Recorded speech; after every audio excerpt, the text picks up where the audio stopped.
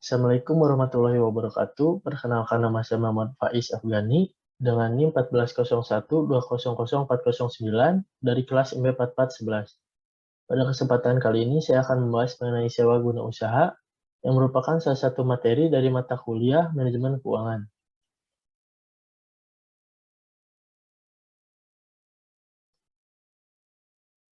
Di sini terdapat sumber pembelanjaan atau dana pada jangka menengah yang bisa didapatkan oleh perusahaan dan terbagi menjadi kedua bagian.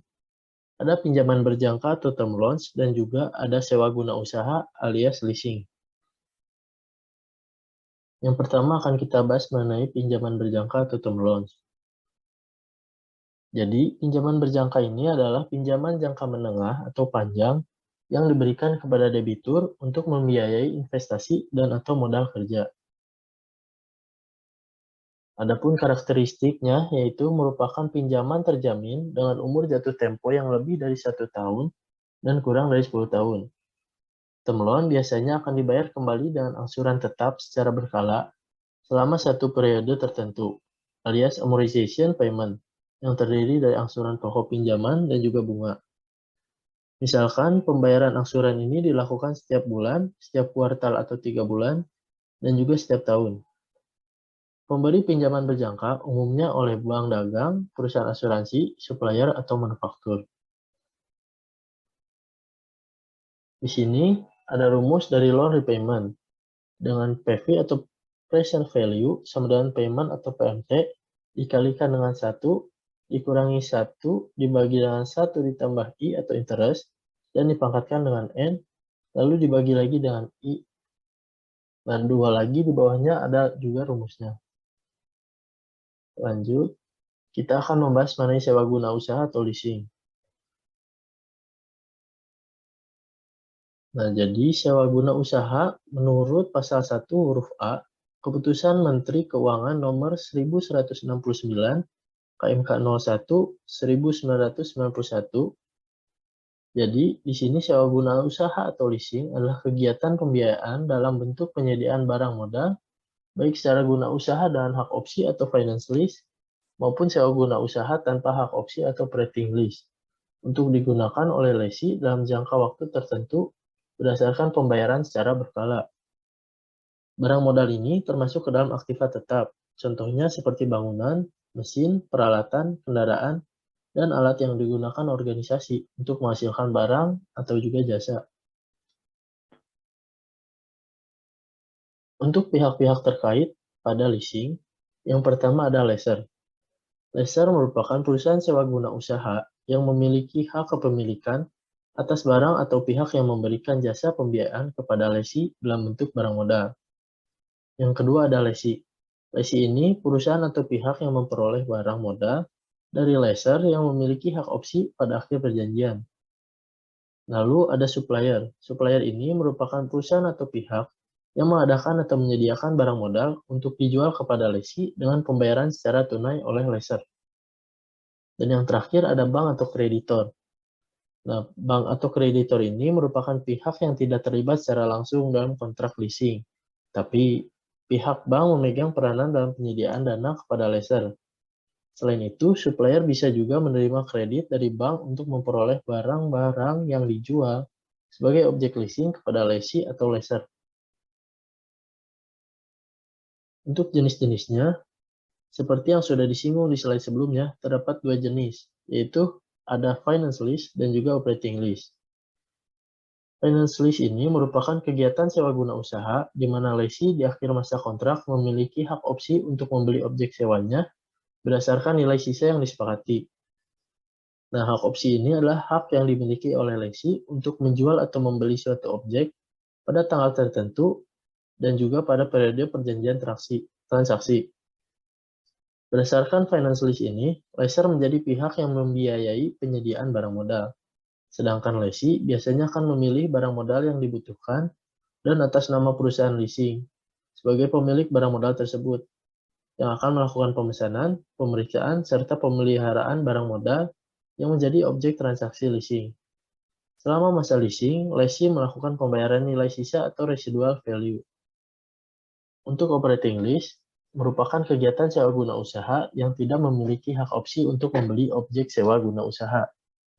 Perbedaannya dengan finance lease, yaitu dalam operating lease, jumlah seluruh pembayaran berkala tidak mencakup jumlah biaya yang dikeluarkan untuk memperoleh barang modal tersebut. Berikut juga bunganya. Operating lease adalah suatu perjanjian kontrak antara lessor dengan lessee, di mana objek leasing di akhir masa kontrak merupakan hak milik lessor, untuk kemudian dilakukan pemasaran kembali atas barang modal tersebut. Adapun bentuk-bentuk transaksi leasing. Yang pertama ada direct financial lease, yang merupakan suatu bentuk transaksi leasing di mana lessor membeli suatu barang atas permintaan pihak lessee dan sekaligus menyewa guna usahakan barang tersebut kepada lessee yang bersangkutan. Untuk ciri-cirinya yaitu lessee sebelumnya tidak memiliki barang modal. Lalu pembelian barang oleh lessor semata-mata untuk kebutuhan lessee. Lalu ada penentuan spesifikasi barang, harga, dan juga supplier dapat dilakukan oleh lessee.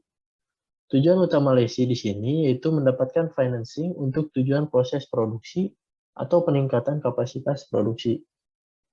Yang kedua ada sell and leaseback. Pada transaksi ini, pihak lessee sengaja menjual barang modalnya kepada lessor untuk kemudian dilakukan kontrak sewa guna usaha atas barang tersebut. Lessee dalam hal ini berperan sebagai pihak yang menjual barang untuk digunakan selama masa lease yang disetujui kedua pihak. Metode leasing ini dimaksudkan untuk memperoleh tambahan dana untuk modal kerja.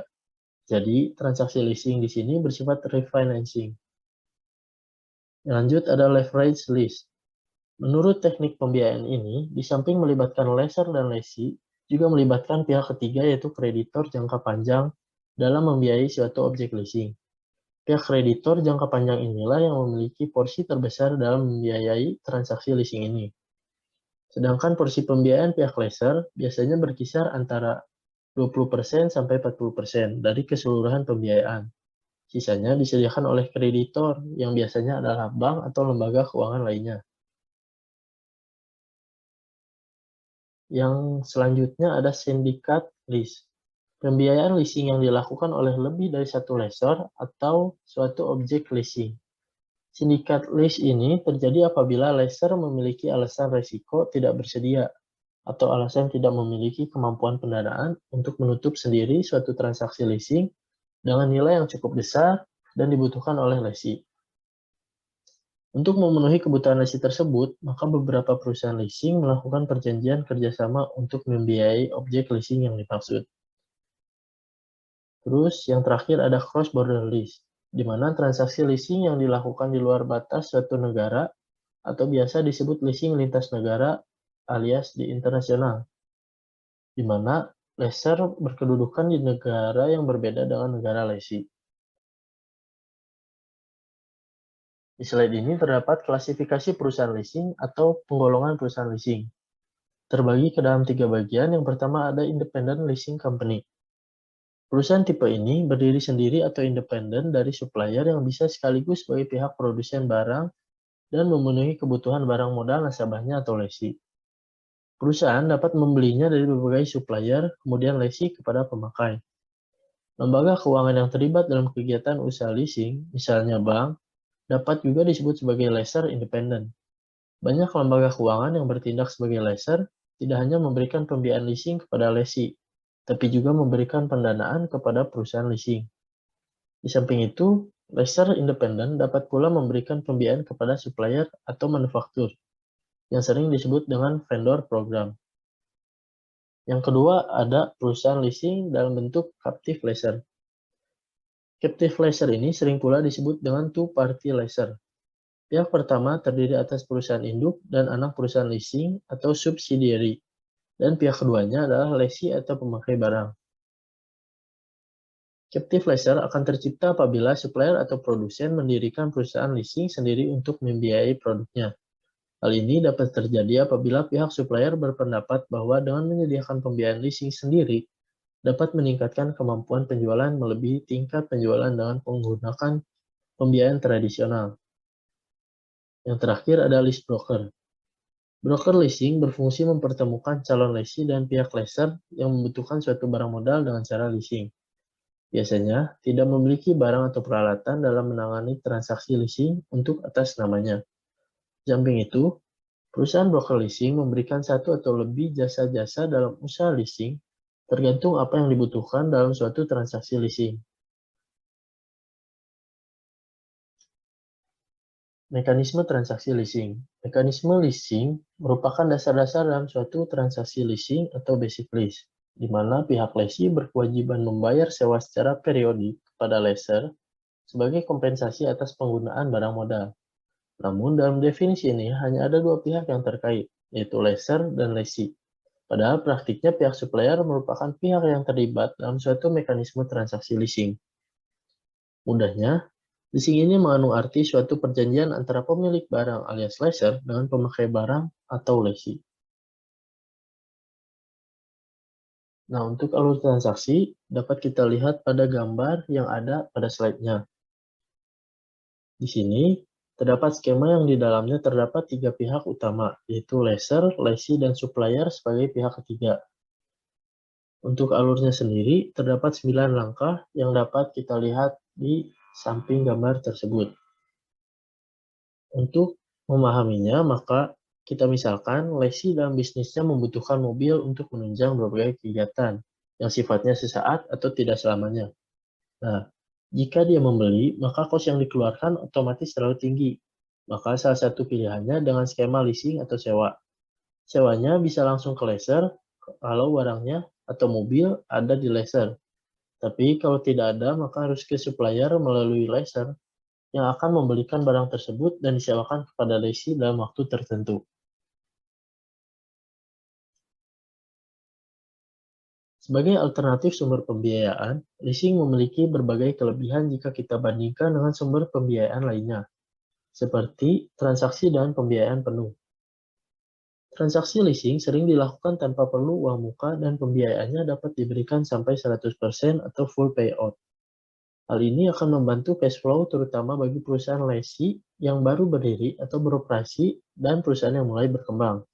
Selanjutnya, terdapat persyaratan yang mudah dan fleksibel. Dari segi perjanjiannya, leasing lebih mudah menyesuaikan keadaan keuangan lesi dibandingkan dengan perbankan. Pembayaran angsuran secara berkala akan ditetapkan berdasarkan pendapatan yang dihasilkan lesi, sehingga pengaturan pembayaran angsuran secara berkala dapat disesuaikan dengan pendapatan yang dihasilkan objek yang di-lease. Lalu, dapat mengatasi risiko keusahaan. Dalam keadaan yang serba tidak menentu, operating lease yang berjangka waktu relatif singkat dapat mengatasi kekhawatiran lesi terhadap risiko keusahaan, sehingga lesi tidak perlu mempertimbangkan risiko pada tahap dini yang mungkin terjadi. Selanjutnya, perlindungan akibat kemajuan teknologi.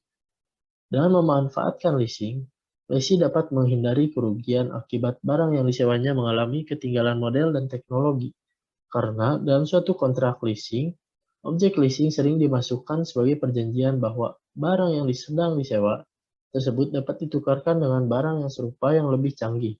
Ketika kemudian hari terdapat penemuan-penemuan baru yang lebih unggul daripada produk yang sama. Dan yang terakhir dapat menguntungkan arus kas. Fleksibilitas dalam pengaturan pembayaran sewa sangatlah penting dalam perencanaan arus dana karena pengaturan ini akan mempunyai dampak yang berarti terhadap pendapatan lesi. Di samping itu, persyaratan pembayaran dibuka yang relatif lebih kecil akan sangat berpengaruh pada arus dana terlebih apabila ada pertimbangan kelambatan yang menghasilkan laba dalam investasi. Untuk leasing, rumusnya adalah value of asset sama dengan lease payment dibagi dengan 1 ditambah I pangkat T ditambah salvage value dibagi dengan 1 ditambah I pangkat N. Berikut ini terdapat contoh soal. Untuk menjawab contoh soal yang tadi, kita akan masuk ke Excel dengan alternatif yang pertama menggunakan term loss, di mana diketahui dalam soalnya bahwa present value-nya itu sebesar 100 juta, dengan rate-nya 18% dan NPR-nya sebesar 5 tahun. Future value-nya kita kosongkan sehingga jika kita masukkan ke rumus PMT, hasilnya adalah 31.977.784,18. Nah, di sini sisa pokok pinjamannya ada sebesar 100 juta. Loan payment ini kita dapatkan dari yang tadi, yang sudah diselesaikan. Dan untuk mencari bunga, kita tinggal kalikan sisa pokok pinjaman sebesar 100 juta dengan 18%. Sehingga hasilnya sebesar 18 juta. Untuk angsuran pokok juga tinggal kita kurangkan antara loan payment dengan bunga. Sehingga hasilnya adalah 13.977.784,18. Nah, untuk sisa pokok pinjaman yang ke bawahnya di tahun-tahun berikutnya, kita akan mengurangi sisa pokok pinjaman di tahun sebelumnya dengan angsuran pokok di tahun sebelumnya juga. Nah, begitupun ke tahun-tahun yang selanjutnya. Sehingga dari total semuanya, total angsuran pokok semuanya yaitu 100 juta yang sesuai dengan sisa pokok pinjaman. Lanjut ke alternatif yang kedua yaitu leasing. Di mana dalam soal kita ketahui value of asset-nya adalah 100 juta dengan I-nya 15% dan T-nya sebesar 5. Nah, di sini ada rumusnya value of asset ya. Karena kita sudah ketahui value of asset-nya, tinggal kita masukkan sebesar 100 juta ke dalam rumus. Nah, dari perhitungan ini kita dapatkan LP. Nah, LP ini bukan loan payment seperti yang di schedule pembayaran pinjaman, tapi lease payment sebesar 25.940.485. Lanjut ke schedule cash outflow alternatif yang pertama. Di sini ada tabel tahun, angsuran, bunga, depresiasi, pajak sebesar 30%, cash outflow, PFIF, dan PV cash outflow. Nah, di sini tahunnya sama dari 1 sampai 5, di mana tabel angsuran dan bunga dapat kita copy dari schedule pembayaran pinjaman. Ya, di sini sama saja semua. Terus ke tabel depresiasi. Depresiasi ini gimana carinya? Depresiasi per tahun sama dengan 100 juta dibagi dengan 5. Atau biaya yang dibutuhkan dibagi dengan estimasi umur aset. Sehingga hasilnya 20 juta. Nah, ini sama semua dalam 5 tahun. Dan untuk pajak di sini besar 30% tinggal bunga dulu ditambah dengan depresiasi, baru dikali dengan 30%. Hasilnya untuk tahun pertama sebesar 11.400.000. Untuk cash outflow, ini tinggal kita kurangi angsuran dengan pajak. Jadi untuk tahun pertama ini kita dapatkan sebesar 20.577.784,18. Nah, untuk PVIF, ini kenapa 12,6%? Kita dapatkan dengan bunga setelah pajaknya itu dengan rumus 1 dikurangi 30% dengan dikalikan 18%. Hasilnya adalah 12,60. Nah, jadi di sini kita dapatkan 12,6%. Untuk di tahun pertama, kita masukkan rumus PVIV, yaitu 1 dibagi dengan 1 ditambah bunga setelah pajak dipangkatkan dengan N. Nah, hasilnya untuk tahun yang pertama itu segini. Untuk tabel yang ketujuh, atau PV-COF, PV Cash Outflow, tinggal kita kalikan antara tabel yang kelima dan keenam. Nah, hasilnya sebesar 18.275.119,16. Nah, dari sini sama semua caranya untuk tahun-tahun berikutnya. Sehingga untuk total present value cash outflow pada alternatif yang pertama didapatkan sebesar 78.689.008,08. Yang terakhir, perhitungannya adalah schedule cash outflow di alternatif yang kedua, di mana tabel tahun ini kenapa 1 sampai 4-nya digabung, karena 1 sampai 4 itu sesuai dengan rumus yang tadi, dengan T sama dengan 1, yang artinya mulai dari tahun pangkat ke-1 sampai pangkat yang ke N. Nah, di sini angsurannya kita dapatkan dari hasil lease payment pada alternatif kedua yaitu leasing, di mana hasilnya sebesar 25.940,485 sama ke bawahnya juga. Nah, di sini angsurannya kenapa di tahun kelima 0 atau dikosongkan? Karena di tahun kelima ini berdasarkan perhitungan sebelumnya di mana pangkatnya mulai dari 0 sampai 4, maka pembayaran angsurannya kita kosongkan. Nah, yang ini, dari pangkat 0 sampai 4 kan. Nah, lanjut untuk pajak, kenapa di tahun ke-0-nya kosong? Karena tahun kosong itu kita belum dimulai, jadi pajaknya belum ada, sehingga kita kosongkan juga. Nah, untuk pajaknya nyarinya kita sama kayak yang cash outflow yang hutang, di mana tabel angka 1 dikalikan dengan 30%, sama ke bawahnya juga tahun berikutnya. Untuk cash outflow, tabel yang 1 dikurangi tabel yang kedua, sehingga hasilnya segini. Untuk PVIV, kita tinggal masukkan ke rumusnya, ini. Nah, tinggal menyesuaikan si pangkatnya untuk tahun-tahun berikutnya. Sama yang ini juga, yang PV cash outflow atau present value-nya, tinggal kita kalikan antara tabel yang ketiga dan tabel yang keempat. Begitupun ke bawahnya, sehingga jika kita totalkan, untuk present value cash outflow-nya di alternatif yang kedua ini sebesar Rp76.104.539. Sehingga keputusan yang dapat kita ambil berdasarkan hasil dari alternatif yang telah diselesaikan, alternatif yang dipilih adalah leasing, yaitu sebesar Rp76.104.539, karena present value cash outflow leasing lebih kecil jika dibandingkan dengan present value cash outflow hutang, yaitu sebesar Rp78.689.008,08.